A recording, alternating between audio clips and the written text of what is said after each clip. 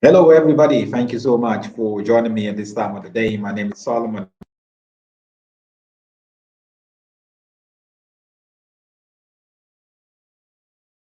Yes, you should be able to hear me now.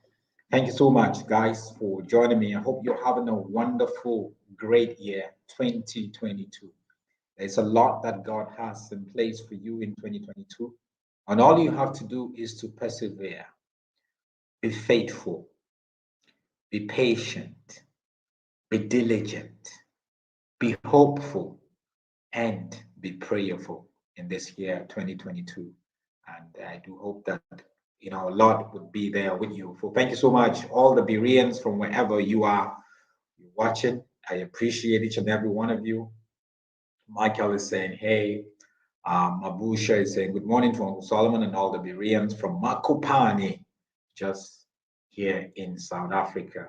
Nelly saying, greetings, Kau. Can't wait to hear this one. Maponga isn't my favorite person right now, but something doesn't add up here. Indeed, something doesn't add up. Hi, Uncle Solomon. Also says, hallelujah. Moshe, watching from Rockroom Spreads outside Pretoria there. Olu Kayode from Australia, thank you so much. Thank you, Zia. Awesome to have you in Tobe. Right, so quick one because I have to be back in a little bit to do another video because there is a so-called prophet in Malawi who prophesied that I, Solomon Nizanga Shams, Uncle Solomon as you call me, that I'm going to die this year. So prayers need to be made for me because he saw that I'm going to die this year. Now, I don't know why people want to hear for other people. I don't need a prophet to hear God for me. Please, in this year 2022, don't allow prophets and pastors to hear God for you. Learn to hear God for yourself. So this prophet in Malawi said that I'm going to die this year, and it went viral in Malawi. I saw a lot of Malawians now following me on Facebook and whatever, and I was quite shocked. People started sending me stuff. This is what this prophet is saying about you. I'm not going to mention the name of that prophet because this is a joke.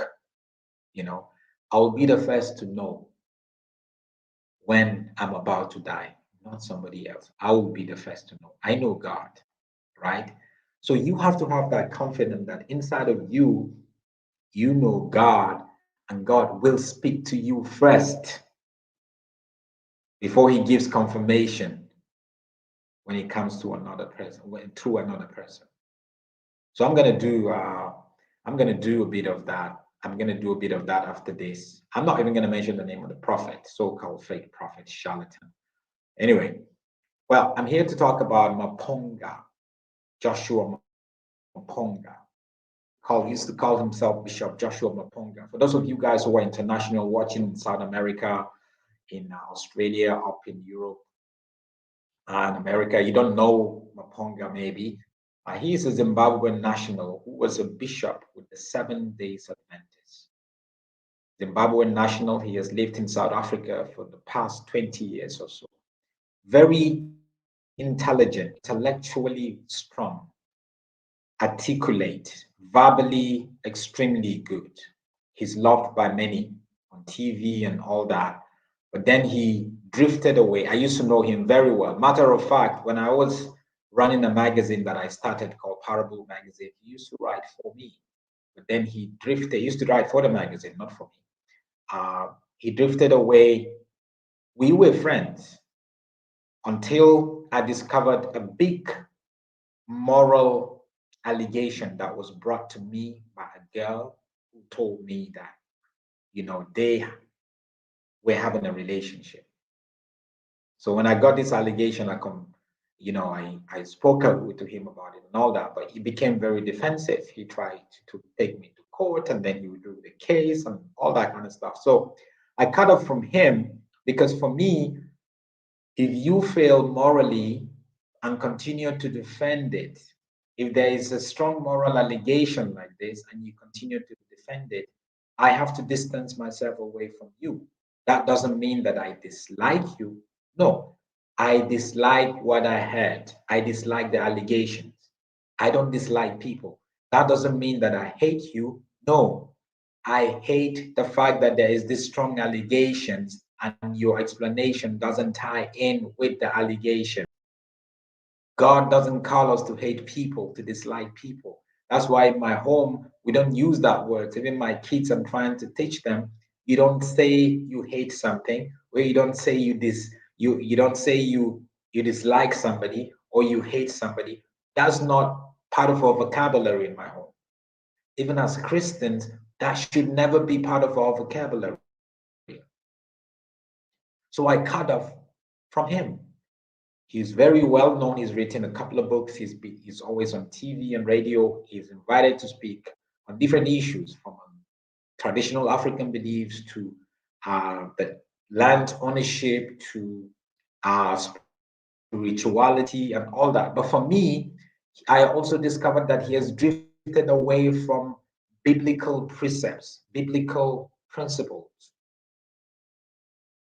He promotes, for example, it's okay, polygamy is okay. I do not believe that. He promotes, for example, it's okay to have to connect to your ancestors and to sort of like worship or sacrifice to your ancestors. I don't believe that. We have these differences. But because we have these differences that I just mentioned, doesn't mean that I hate him. Doesn't mean that I dislike him. No, you do not dislike another human being. Everyone is created in God's image. So why do you want to dislike what God created in his image? So that means you are disliking God when you dislike people that are created in God's image. You can dislike what they did, what they say, or what their decisions are, but not dislike them. So I wanted to make that clear. Now, Maponga has been recently, a couple of days ago, last week actually, he released a video stating the fact that he's out in Zimbabwe and people, South Africans, who have been telling him to go back to his country, Zimbabwe, and work there and do what he and talk about issues that he talked about in South Africa. They told him, go back home and all. I said, well, I hope you're happy I'm back home. But he said he's back home, obviously, to deal with certain projects. He's working on some interesting stuff and all that. So, boom, some news websites now picked it up. Maponga has been deported. Maponga has been deported here. Maponga is there. Maponga is. So actually, my wife the first told me, but I was like, this is what she had. She's like, okay, maybe I know from what I had, my sources, he has some political ambitions. I said maybe he's back home for some political reasons because he has political ambitions. That was what my wife told me because I had shared with her based on my investigations, about a year ago. But it never occurred to me that he will be deported. He's been in this country for over 20 years. I'm sure he has South African citizenship or South African ID. His wife is originally from Lesotho, a small country within South Africa. But I'm sure he's also a South African citizen.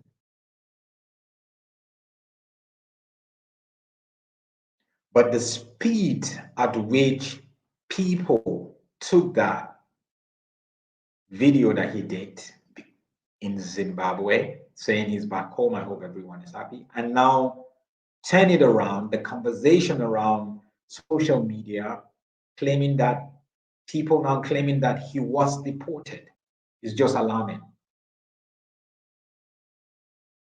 I haven't spoken to him. I have his number, but I'm not going to call him because I really don't have anything to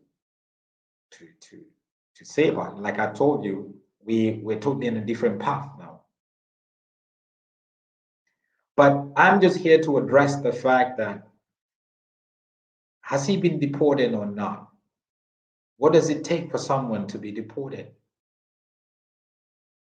Are we quick to jump into social media news that are sometimes fake, that we forget to investigate?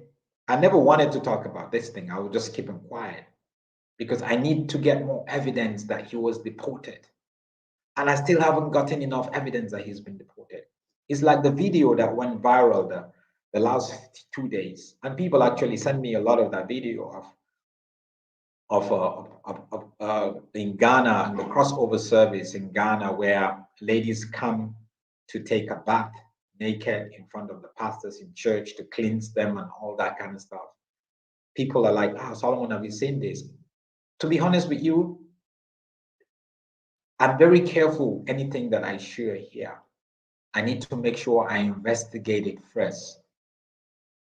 And to be honest with you, that video, I'm not comfortable with it. That's why I haven't spoken about it. I haven't shared about it or anything. That video in Ghana, where for crossover service, ladies will come, strip, and then they take a bath for cleansing. I'm not comfortable with that. I don't think right now it's true. I need more evidence for me to be able to conclude if it's true.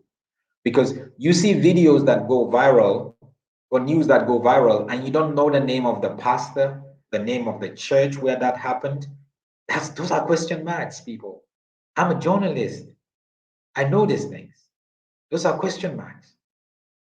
Tell us the name, even some credible news websites that I thought they're credible. You take that story without really telling me the name of the pastor or the name of the church where the crossover service happened, when ladies would have to come and strip and then they cleanse them with water, they bath them in front of the pastors and the church. For me, it leaves a lot of red flags. And I don't want to bring fake news to you guys. I don't want to bring information that's not true. That's why even for Maponga here, I said, Maponga deported? It's a question mark. Was he deported? What does it take for somebody to be deported? Even before we go on, this is some of the sad realities that hit South Africa after Maponga made that video. So we saw news websites saying deported Joshua Maponga was found with a fake South Africa ID card. Okay? So now there are so many claims here in this title. First, they're saying he's deported. Secondly, they're saying he was found with a fake South Africa ID. Right? And then there is another one here, which revealed this deported Bishop Joshua Maponga was living in South Africa with fake ID for 20 years. So now they're saying he's been in South Africa for 20 years, or he's had a South African ID for 20 years that is covered to be faked. And all of that came because, okay, they saw a picture like this. This is him and his wife at the airport. I'm sure he was about to travel last week. They saw that. It's like, okay, maybe he was deported. There's another one here. Departures. And you can see it. That's his wife right there, the light-skinned woman.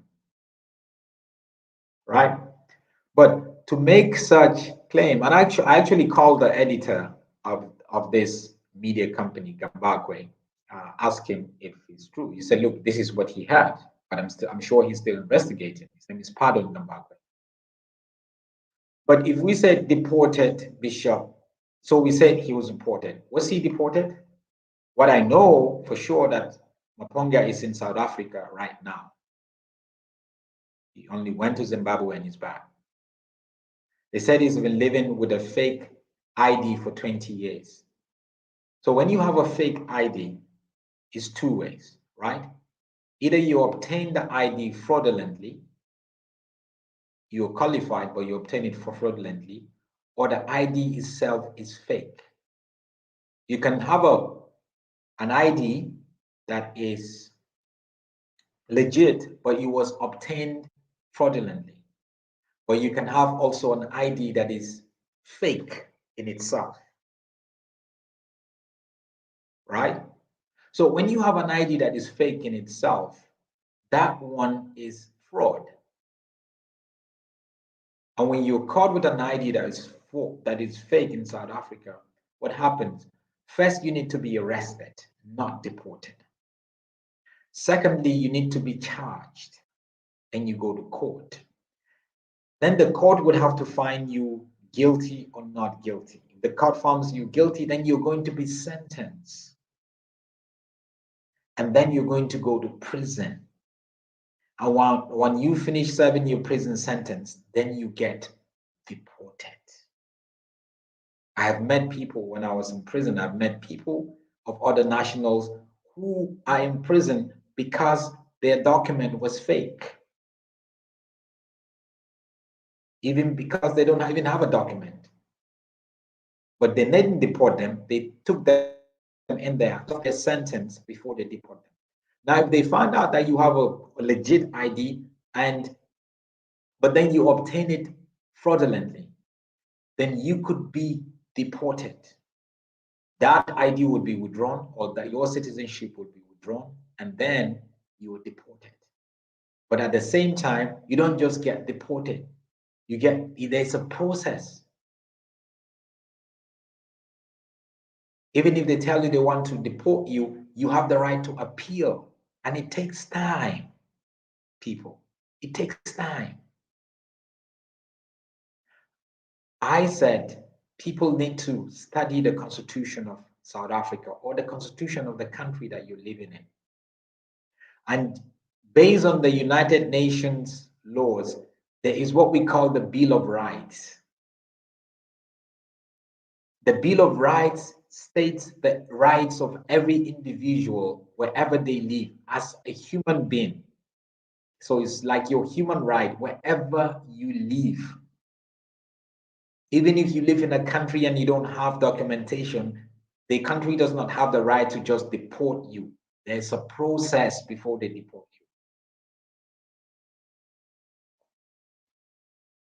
you. A lot of people are jumping and celebrating the fact that Maponga was deported. Again, myself and Maponga, to be honest with you, we are not friends anymore. We don't talk. But the way people jump onto it, the way even some pastors, some leaders began to share this online, and I'm talking about Christians, right? It's just so sad that we are dealing with that. Maponga has a great side of him that could add a lot to the South African conversation or the African conversation around different issues, around being, Pan-African, around the issue of our relationship with our colonizers, around our identity as Africans. He has quite a lot to share, and you have to respect that and you have to applaud that. In as much as, again, I disagree with him in a lot of things and I'm not his friends right now. This is somebody who took me to court and then came behind and now decided, Solomon, can we not go to court anymore? Can we stop? Can we just broker a deal? So just so you know that if I'm a hateful person, I have a reason to hate him or I have a reason to dislike him. But based on my investigation, Maponga isn't deported. Because you dislike somebody doesn't mean you will wish the worst for him. I would not wish deportation, the worst deportation for someone that, even my worst enemy. Because he has family here, he has kids, his life is here, right? Except people like Bashiri, who we know these guys are charlatans. Maponga is not a false prophet in the ranking of the Bushiri and then TB Joshua and then Ibad Angel and then Zondo. No.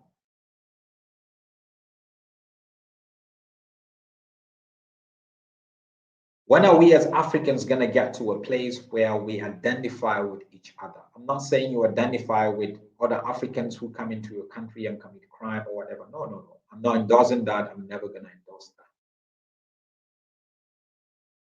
But when are we as Africans going to even be able to tolerate each other, to embrace each other, to know that back 100 years, 200 years ago in Africa, there was no boundaries. We were one. That South Africans, the Zulus, the Xhosas, they moved from another part of Africa to this part of Africa. When are we going to do that? That when I'm in your country as another African from another country in Africa, you would treat me as a brother. Again, I'm not endorsing the fact that you're going to be engaged in criminal activities and think it's okay or to get away with it. No, no, no, no. You cannot do that. So we have to get to that place. Whatever you wish from Maponga, always wish the best for your enemies. That's what the Bible says. And the best means they will come to the light of truth.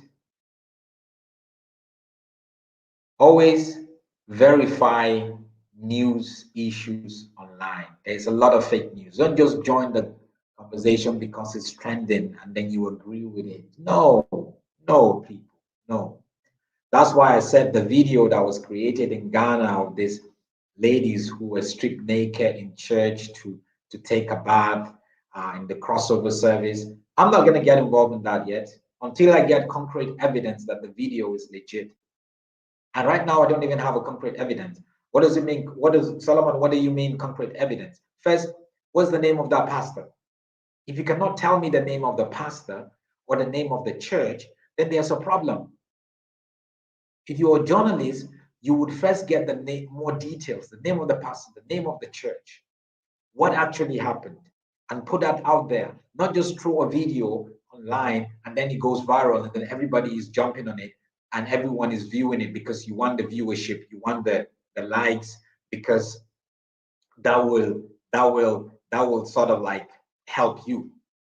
I'm not cut out for that. That's why everything that I bring here to share with you guys, I try to verify it as much as possible. Anything that I speak here, I verified it. We must verify things. Please, people, in 2022, Bereans, please don't jump into the bandwagon of anything you see online. You just jump on it. If you hear about somebody who did this to his wife, ask yourself, is that true? Why? And don't just take a side. We love to take a side, we love to jump and just take a side easy. We love it. But ask questions first. And sometimes wait. Wait a little bit. The truth will come. In waiting, truth is revealed. Patience brings the truth. So whether Maponga was deported, time will tell. We're not going to see him on TV. We're not going to see him around. Whether Maponga wasn't deported, time will tell. Maybe he had issues with his documentations as a Zimbabwean in South Africa, but not a fake ID or whatever. But time will tell us. Time is a revealer of everything. That's why other people that attack me, I try to they attack my credibility. Al Solomon is this, Solomon is that. So I don't need to defend myself. Time will tell. In 6 months, in 1 year, in 2 years' time, we will see who is still standing. Because if I'm still standing, that means the Lord endorses what I'm doing. If you are still standing, that means the Lord endorses. But anyone who falls, anyone whose lifestyle is revealed to be contrary to biblical precepts, then it's obvious. So please, Bereans and everyone, let me encourage you to do that this year. Thank you so much. Mercy Joseph just gave us a super sticker donation of £20. I think this is our first donation for the year 2020. Thank you, Mercy. God bless you. Uh, Vamhani say, thanks, Uncle Sal, for quality information. God bless you for standing with the truth. Thank you. It's good that he went back to rebuild Zimbabwe. Indeed, even myself, if I get the opportunity to go back to Nigeria, to help Nigeria in whatever way, I will do that. But for now, I have a family here with kids that are South Africans. My wife is South African. My kids are South Africans. And I have had Maponga has a political ambition. That's all I can tell you now. He has a political ambition. So maybe that's part of his political ambition. Are there pastors and prophets in South Africa who have fraudulent citizenship and South African ID? Yes. But that's a conversation for another day in itself. That's not what we're talking about now.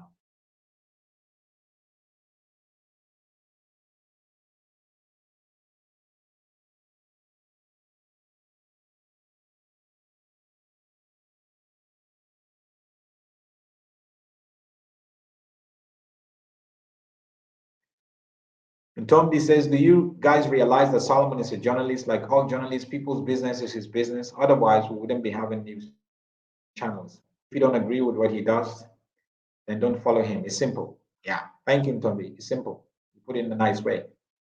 I'm a journalist. Don't expect me to do things to do things the way you want me to do it. I'm not going to do things the way you want me to do it because I have a mandate. I cannot come to your job and tell you how to do your job.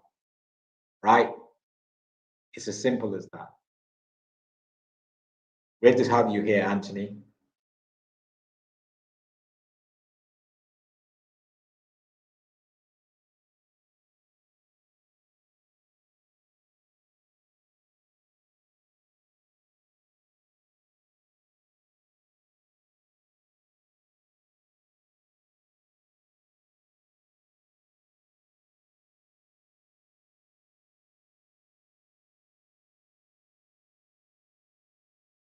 Thank you, guys.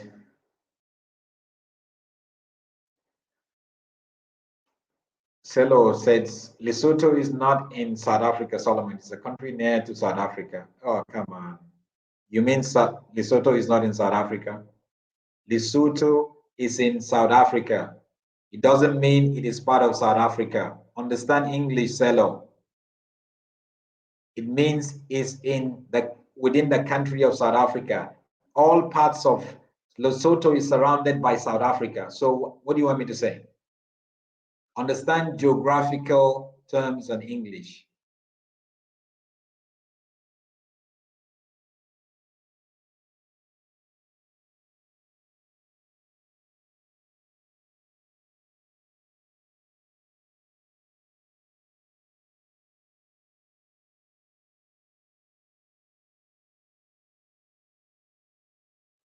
All right.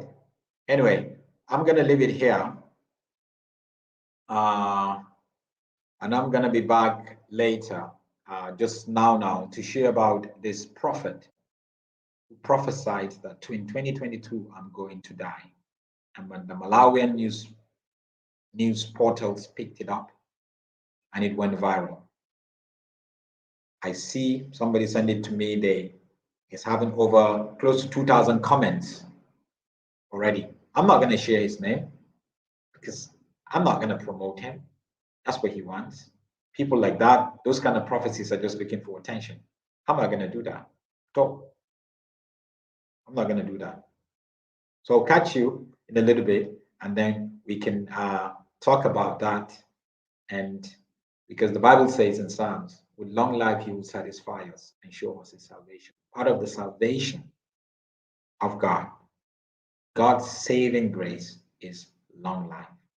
And long life satisfies us as humans.